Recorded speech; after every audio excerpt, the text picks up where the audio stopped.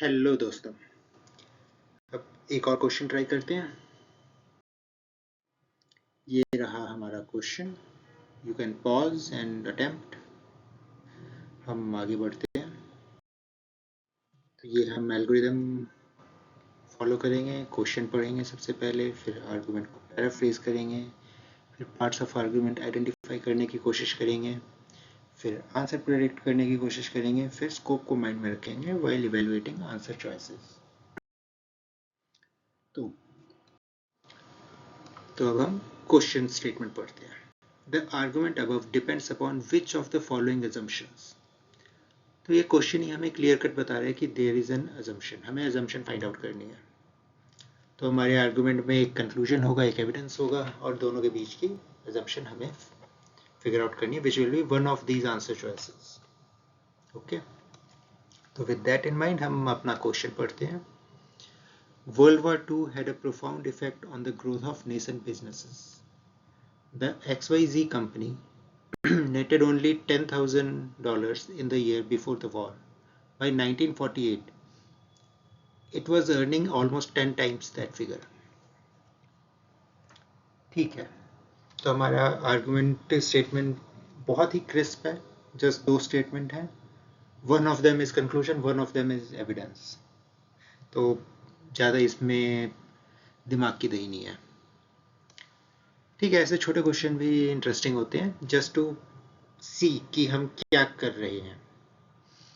सो अगर कवि से पूछा जाए एक सेंटेंस में बता कि क्या कहना चाहता है, तो he will say world war II had a profound effect on the growth of nascent businesses.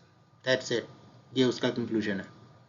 अब उसे पूछा जाए कि ये तुमने कैसे कह दिया, क्यों कहा, तो वो एविडेंस देगा एक कंपनी की, that is company XYZ netted only 10,000 before the war. By 1948 it was earning almost 10 times that figure.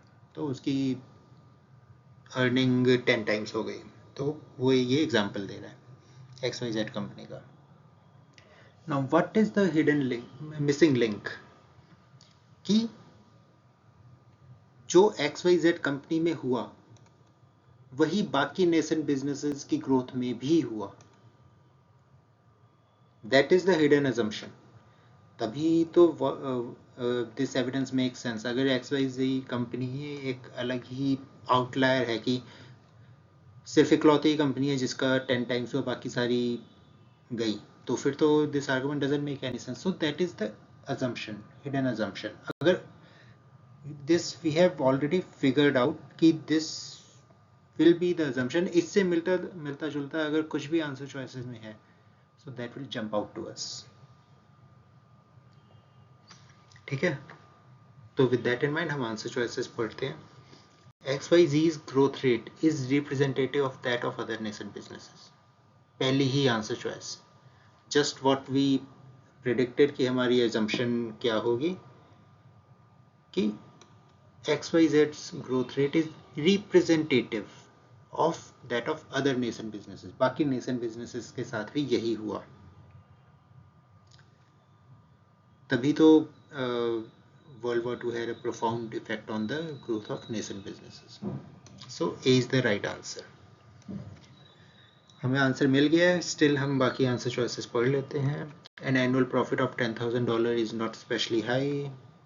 हमारे आर्गुमेंट में कहीं नहीं कह रहा ये हाई लो मिड क्या है, जस्ट की ये 10,000 की उसके बाद 10x हो गई। सो B is not the hidden, B is not the assumption. Wars inevitably stimulate a nation's economy. ये इन जनरल की बात कर रहा है कि वॉर्स इनएविटेबली, बट हमारे इस आर्गुमेंट में ही author is giving only one evidence कि लुक एट कंपनी XYZ, उसका उसकी अर्निंग्स 10x हो गई, दैट इज इट। उसके अलावा वो कोई और एविडेंस नहीं दे रहा है। तो इस this is not the assumption he is making. ये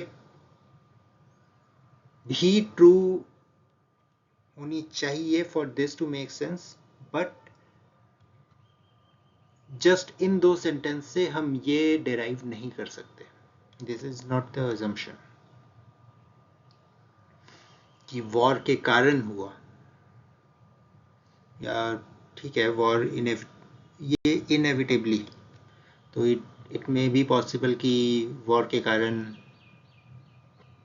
सब कुछ ही बर्बाद हो गया.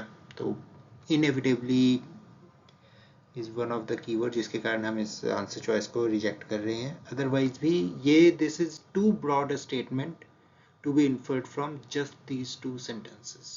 Too broad. Okay. So C is not the answer. The rapid growth for nascent businesses is especially desirable.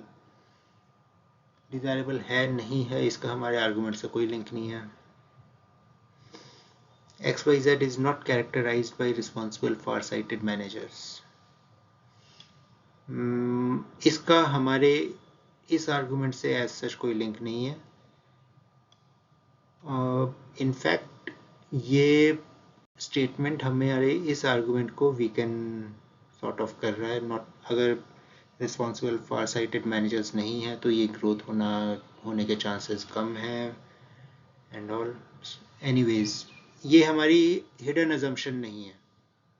अगर कोई कंपनी 10x अपनी अर्निंग्स में ग्रो कर रही है तो उसकी अजम्पशन ये नहीं हो सकती कि उसकी मैनेजमेंट रिस्पॉन्सिबल और फार साइटेड नहीं है.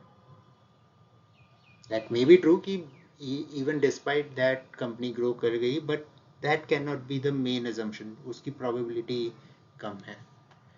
और anyways हमें अपना आंसर चॉइस ए में ही अपना करेक्ट आंसर मिल गया था. So A is the correct answer choice for this question.